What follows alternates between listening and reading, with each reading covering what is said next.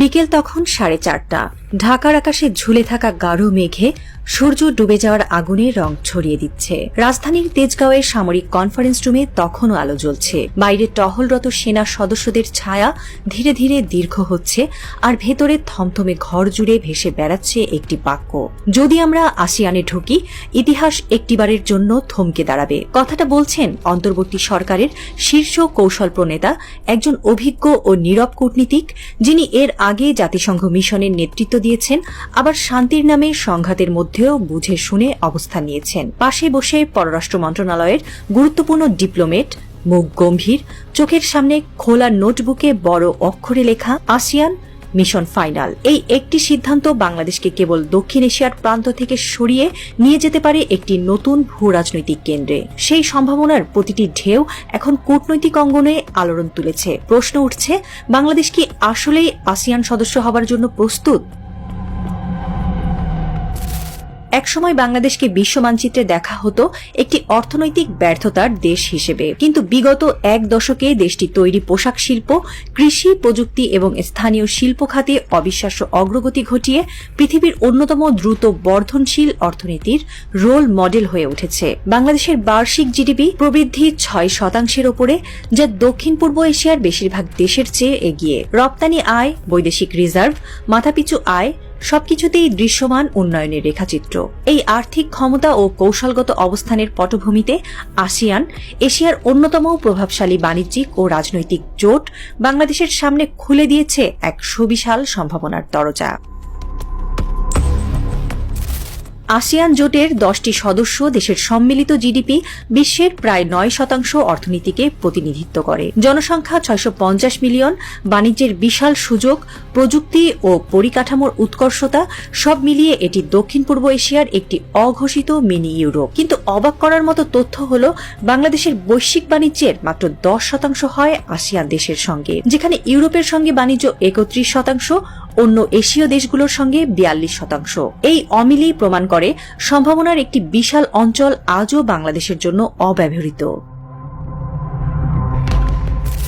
আসিয়ানে যোগ দিলে বাংলাদেশ যে শুধু বাজার পাবে তা নয়, রপ্তানির নতুন গতি, রিজার্ভে স্থিতিশীলতা আর বৈদেশিক বিনিয়োগের পথ প্রশস্ত হবে। বর্তমানে দক্ষিণ পূর্ব এশিয়ার বহু দেশে প্রায় 20 লাখ বাংলাদেশি শ্রমিক কাজ করছেন। সদস্যপদ নিশ্চিত হলে তারা পাবে অধিক সুরক্ষা, অধিকার ও বৈধতার নিশ্চয়তা। বাংলাদেশের বিশাল তরুণ শিক্ষিত জনগোষ্ঠী আসিয়ানভুক্ত দেশগুলোর শিল্প ও প্রযুক্তি সেক্টরে কাজের সুযোগ পাবে, ফলে জ্ঞান ও প্রযুক্তির স্থানান্তরে আসবে বিপ্লব। এই চুক্তি বাস্তবায়িত হলে বাংলাদেশের অভ্যন্তরীণ প্রযুক্তি খাতেও আসবে আন্তর্জাতিক সমন্বয়, যা তাকে একটি ডিজিটাল ট্রান্সফরমেশন সেন্টার বানাতে পারে। বাংলাদেশের কৌশলগত সম্পদ হিসেবে এখন চট্টগ্রাম ও মোংলা বন্দর এবং নির্মাণাধীন কক্সবাজার গভীর সমুদ্র বন্দর হয়ে উঠছে দক্ষিণ পূর্ব এশিয়ার দেশগুলোর জন্য একটি স্বপ্নের প্রবেশপথ। এই বন্দরগুলো চীন, থাইল্যান্ড, মালয়েশিয়া, এমনকি ইন্দোনেশিয়ার জন্য খুলে দেবে ভারত মহাসাগরে সরাসরি পণ্যবাহী নৌপথের গেটওয়ে। এতে আঞ্চলিক বাণিজ্য ও পরিবহনে বাংলাদেশের ভূমিকাও বদলে যাবে তৃতীয় পক্ষ থেকে মূল চালক। এই বন্দর কূটনীতি ইতিমধ্যে ভারতের জন্য অস্বস্তির কারণ হয়ে দাঁড়িয়েছে। নয়াদিল্লি এ নিয়ে উদ্বেগ প্রকাশ করেছে একাধিকবার, কিন্তু ঢাকা এখন আর চুপ করে থাকছে না।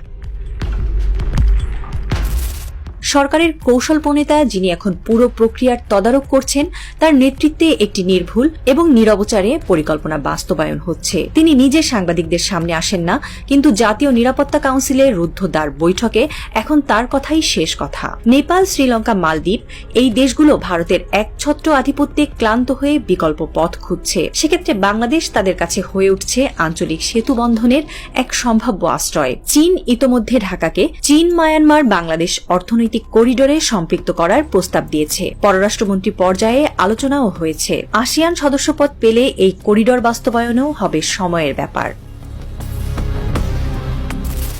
আসিয়ানের পরবর্তী যে কোনো শীর্ষ সম্মেলনে বাংলাদেশকে অবজারভার থেকে সরিয়ে ফুল মেম্বার হিসেবে ঘোষণা করা হতে পারে, এমনটাই জানিয়েছেন অভ্যন্তরীণ কূটনৈতিক সূত্র।